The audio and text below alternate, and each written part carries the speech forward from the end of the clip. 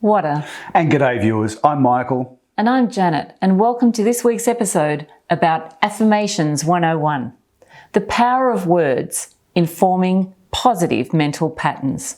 Every word we speak stems from a thought, and every thought can be changed.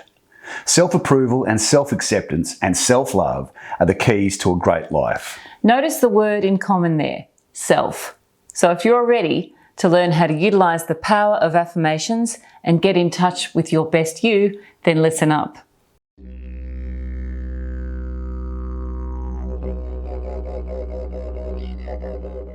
Whata. And g'day listeners, I'm Michael. And I'm Janet, and welcome to this week's episode about Affirmations 101, the power of your words and how to use them to shape the relationships you have and the life you desire. So firstly, what does the word affirm mean? The word affirm means to state emphatically or clearly and without doubt. And it's the second part of this meaning, without doubt, where a lot of people struggle with the premise of affirmations. People can't get their head around the method because of their inbuilt negativity bias. We've touched on this before. Affirmation means the action or process of affirming something, also offering emotional support or encouragement, and herein lies the difficulty. Our inner critic kicks in and tries to derail and self-sabotage our affirmation efforts. It sure does. People affirm the positive outcome they want, right? I'm healthy, or I'm thin, or I'm wealthy, or I'm happy.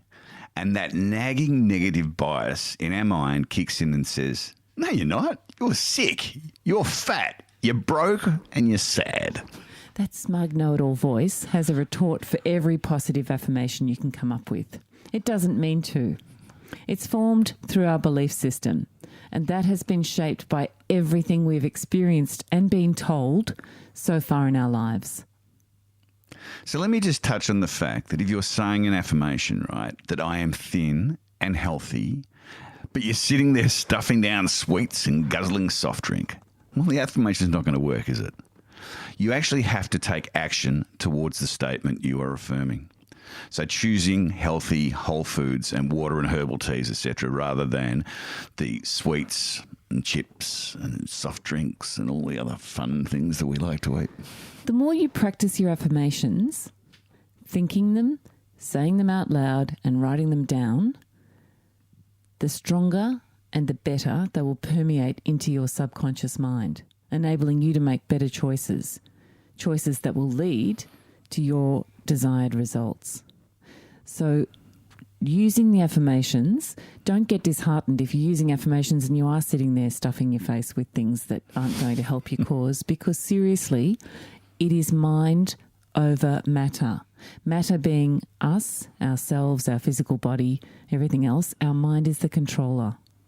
So just be kind and patient with yourself, starting your affirmations, continuing your affirmations, reaffirming your affirmations, and eventually you'll see the mindset switch. Yep. We've said many times before, remember that our subconscious mind accepts as truth whatever beliefs we choose.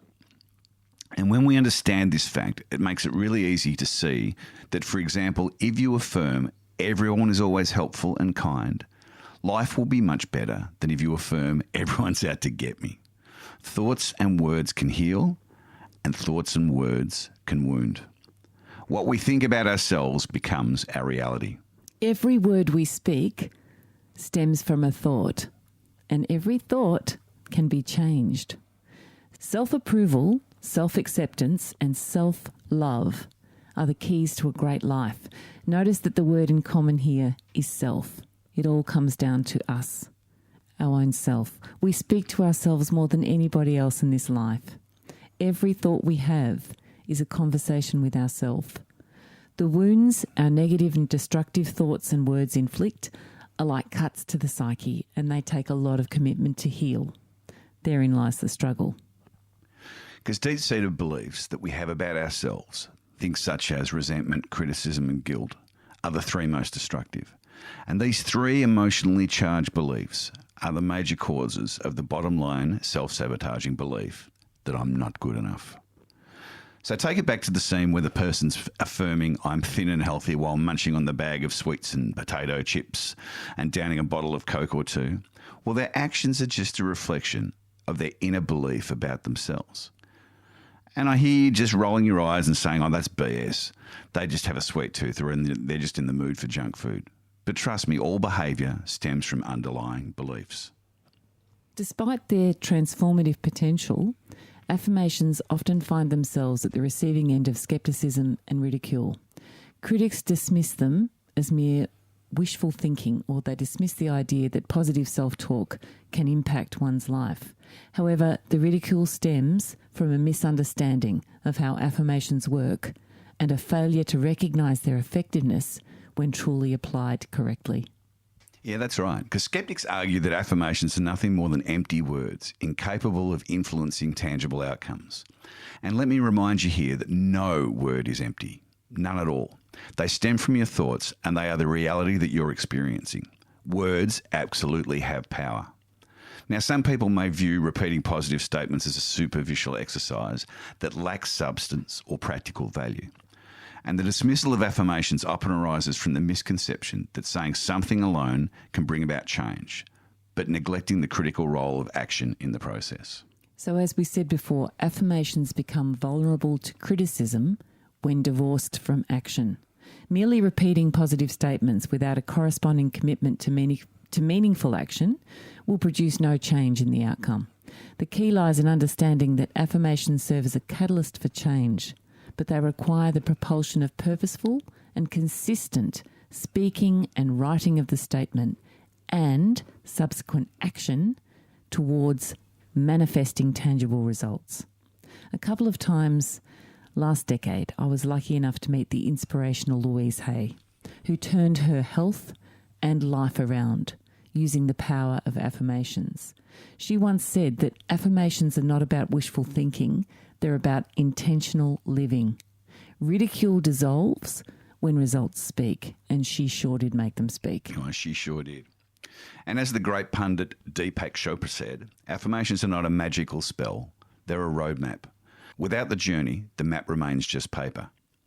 Or even Tony Robbins put it a bit differently. Critics see affirmations as a solo act, but the truth is they're part of a powerful ensemble that includes action, belief, and persistence. So how do we use affirmations effectively? Well, one, your affirmations need to align with your specific goal. Be clear about what you want to achieve and let your affirmations reflect that clarity. 2, regularly repeat your affirmations with conviction.